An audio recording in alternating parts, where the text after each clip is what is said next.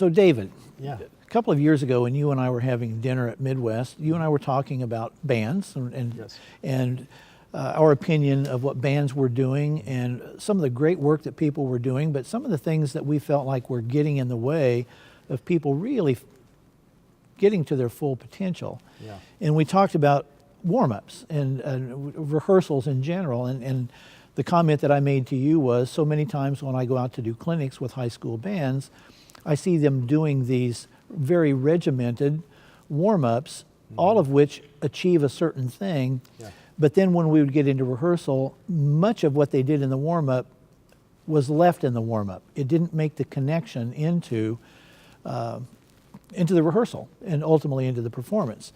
So many of the techniques that they could have carried forward didn't get transferred. And as you and I were talking about that, I said, wouldn't it be great if there was something that linked what happens in the warm-up, which is personal, to what happens in the rehearsal, which again is also personal, and Right. it's shifting from day to day.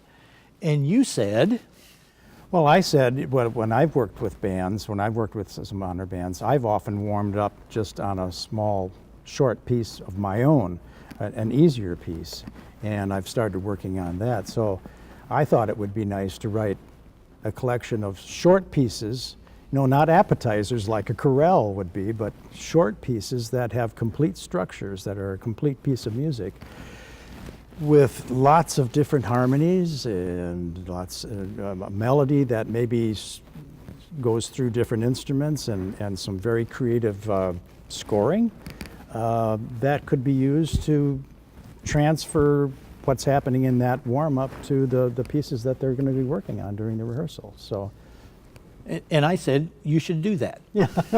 Because I thought, what a great way to introduce to bands things that they begin in warm-up, but they actually apply in Exactly. concert setting. Yeah. And you are so good at moving people's ears through music harmonically with interesting harmonies that often go way away from the Yes. printed key signature, and you do so with accidentals and so forth, but Yeah. you move the ear in a way that's really very interesting. Yes. That often doesn't happen in a warm-up chorale, which Exactly, is whether yeah. it's a Bach chorale or whatever the chorale is, all in one key, and it gives them a chance to do that, but not as they shift through different key centers. Yeah, and one of the other things is that the chorale has such a homorhythmic structure rhythmically. Everything is straightforward, and oftentimes the melody is always in the top voices, and so I thought it'd be nice to be creative, to have the melody in different voices and some creative scoring, and obviously the different harmonies, obviously, too, really work well, too, in that. Well, then in addition to that, the compositional techniques of counterpoint, whether it's Absolutely, sequences, yeah. whether it's imitation, whether it's augmentation, diminution, that these kinds of things, even though they're such a part of the music that we prepare and play, are not a part of the warm-up itself. Right, right. So the warm-up then prepares them in a way that they can apply the skills, as opposed to learning the skills only for the piece that they're preparing at the time. That's right. Yeah, and you get very little counterpoint in a chorale. You might have some passing tones and some anticipations and things like that, but that's something I worked hard on in these pieces, is putting a lot of counterpoint, a lot of interesting counterpoint into it, and giving everybody a chance to have the melody too, not only the top voices, but some of the bass voices as well.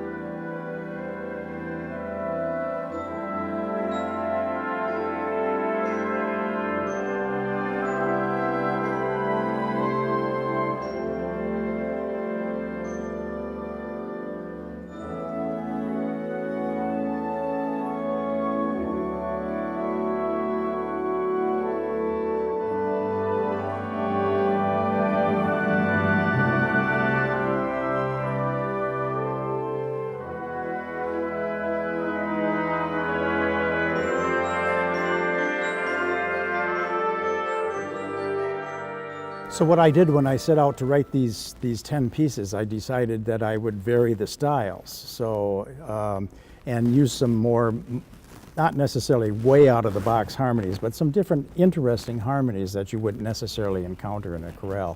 And some different styles as well. And to incorporate some of the percussion section in it too. So one chorale might be a very lyrical chorale, and another one would have some aggressive, maybe some tone cluster type stuff going on in it. There's one that has, that's actually a dodecaphonic piece or a 12-tone piece, used in a very creative way. So this is what I was trying to do as I wrote one piece, and then I would transfer I would get to the next piece and think, well, now this is going to have to vary in style, and so I'd have a very lyrical one, and then maybe a more aggressive one, maybe a slower one, different tempos and so forth too. But a more modernistic approach to compositions instead of a standard chorale.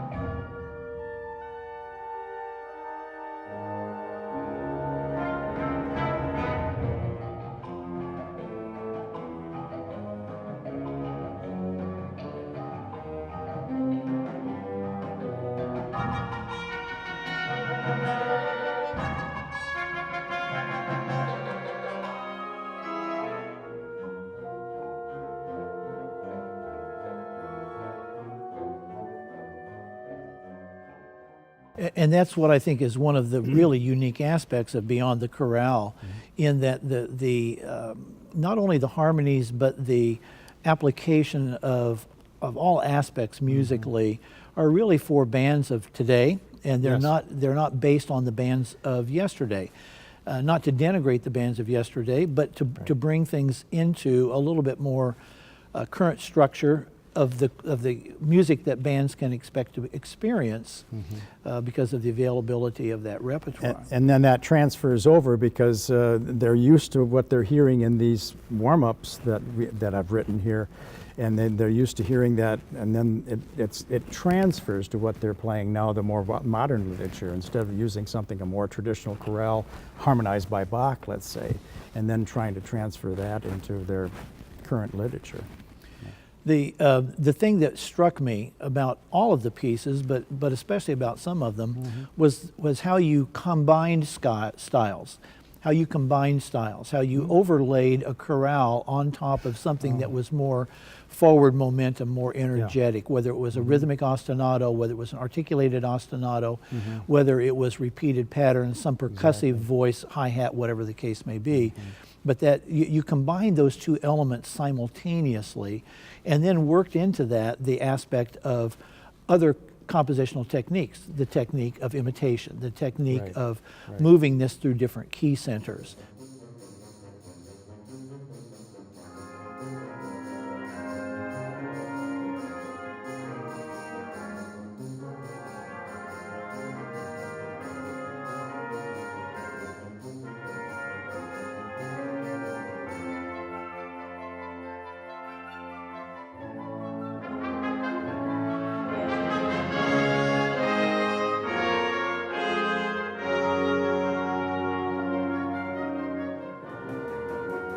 That's one of the things that I think makes Beyond the Chorale such a unique contribution to what bands can use as preparation for what they're going to do.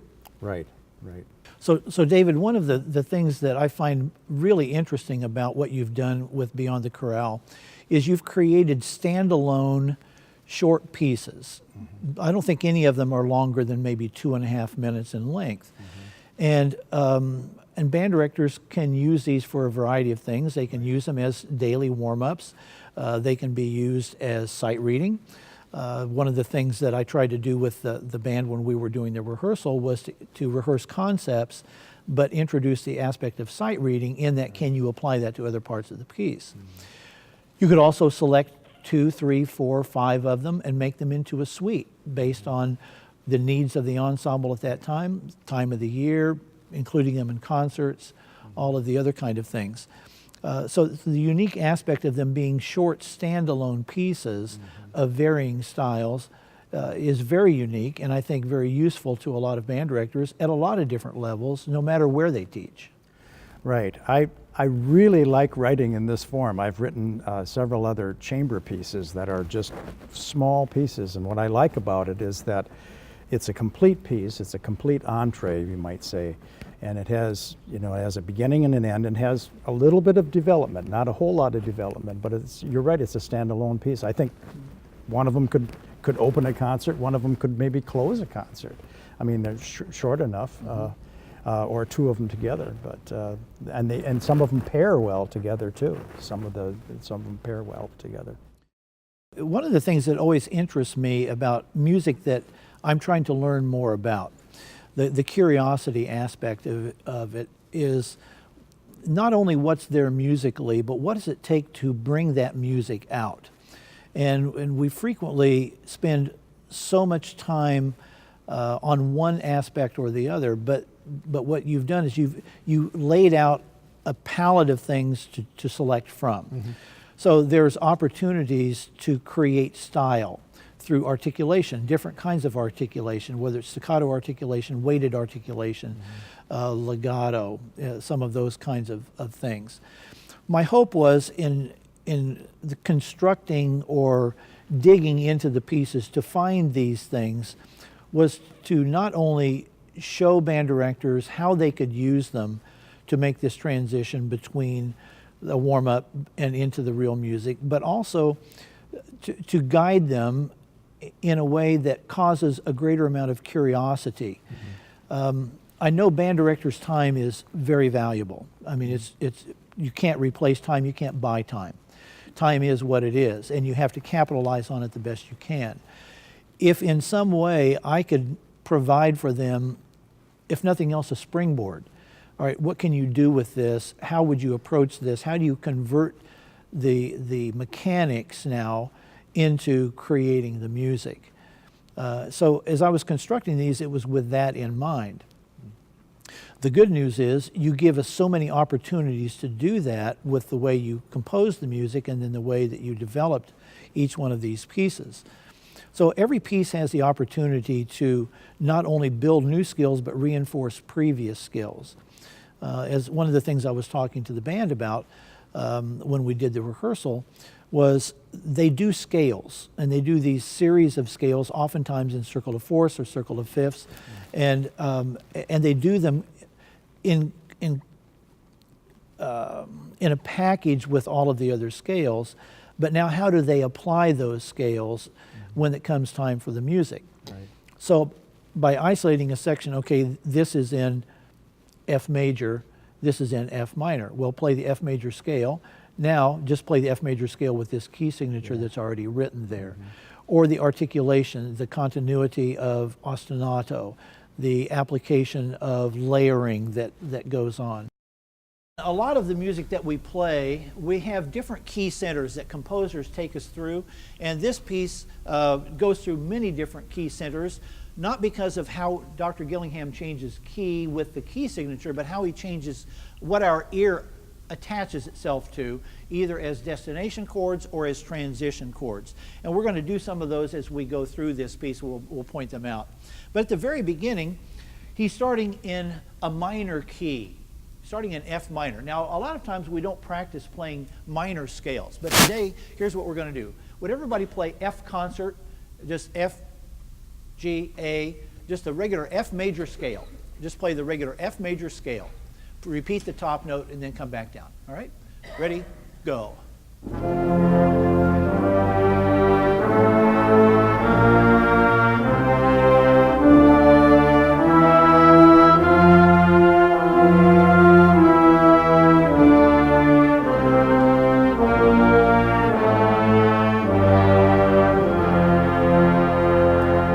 We've just played the F major scale. That's a one that everybody's familiar with. You play in the key of F all the time. But what Dr. Gillingham has done is he's put this in F minor. Now, we don't always practice minor scales. So here's what we're going to do. We're going to play the F scale, but we're going to play it in the key signature that he's written at the beginning of this. 4 flats for concert pitch instruments, 2 flats for the B flat instruments, 3 flats for the horns, and 1 flat for the saxes. Here we go. Play the F scale, but in the key signature that he wrote here. Ready? Go.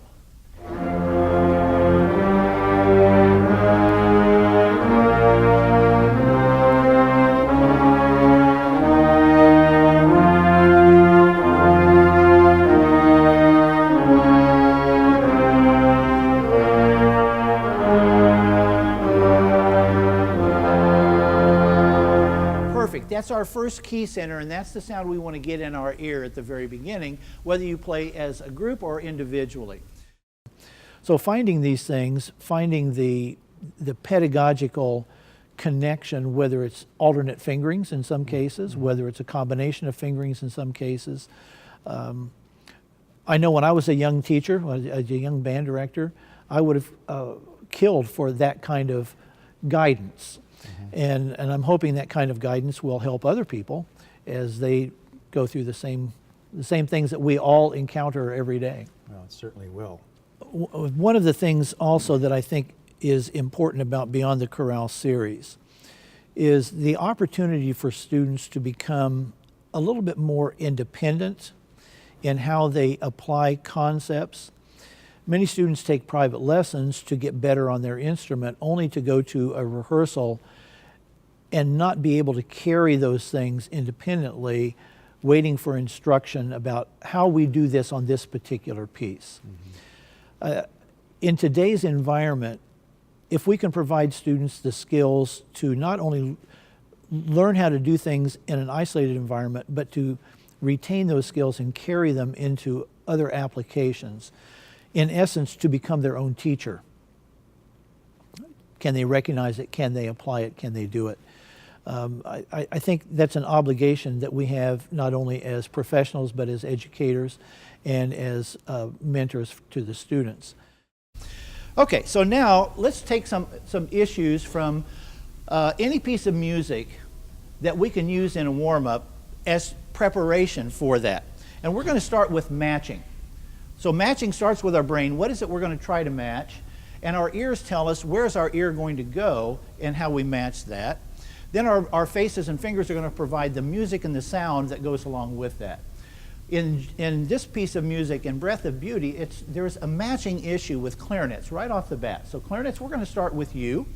And what we're going to do is we're just going to play clarinets only at the beginning, just matching each other as you go from one measure to the next measure.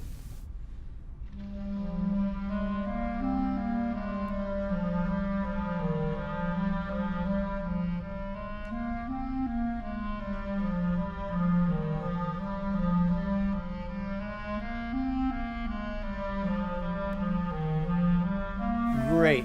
Good job, clarinets. That's great. Now that you have gotten this so that it really connects like this, the whole thing goes with the marimba part because the marimba plays all of these notes all of the time. So let's hear what the marimba has at the very beginning so that you know now where your ear is going to go to match. Ready? Go.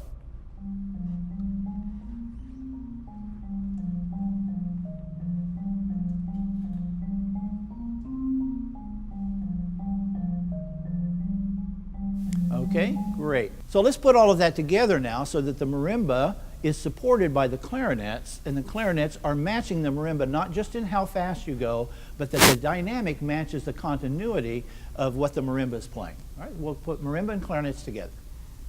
Ready? Breathe.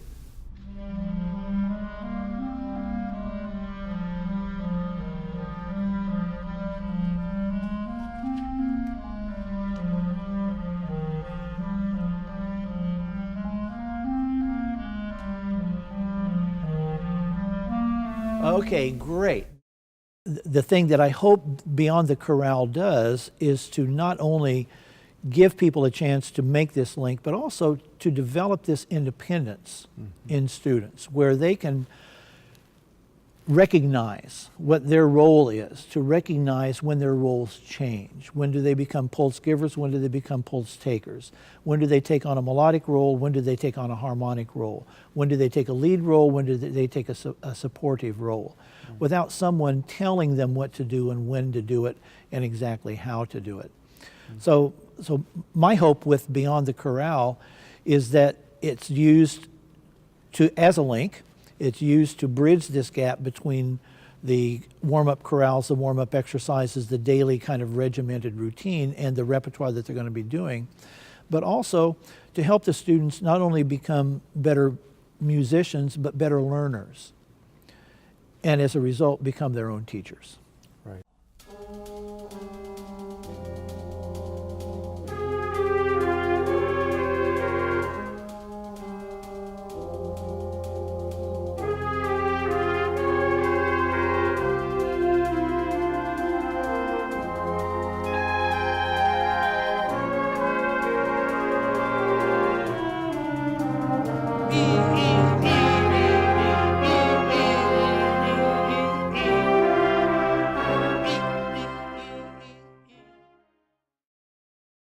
Beyond the Chorale is intended to be a process. It's intended to be a process that links not only what happens in a daily regimented warm-up routine, but also how it's applied.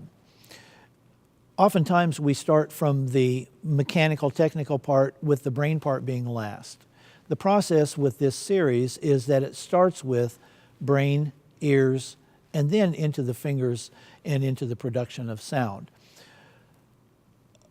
We hope that the process that's developed here is something that you can cherry pick. You can use this piece on a certain piece of music. You can use this piece to develop another set of skills.